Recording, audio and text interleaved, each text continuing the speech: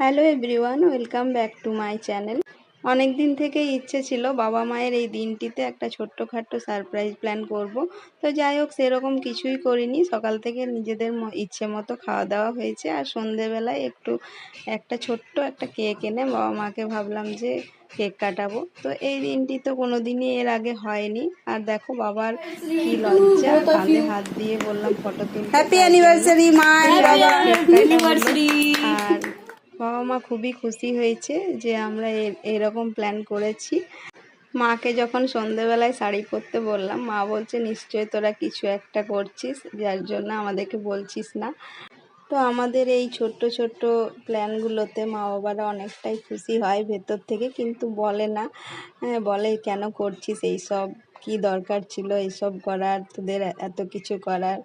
তো যাই হোক, সাথে পায়েস আর মিষ্টি আমরা সবাই মিলে বাবা মাকে খাইয়ে দিচ্ছিলাম। আর শাশুড়ি মাকে জামাই খাইয়ে দিচ্ছিল বলে আমার ছোট মেয়ে সোনাই এত ইয়ার্কি ঠাট্টা করে যে, দিদা এবার বাবার সাথে কিছু কথা বলো, কিছু গল্প করো। ও বাবাকেও তাই বলে, এবার দিদার সাথে কথা বলো।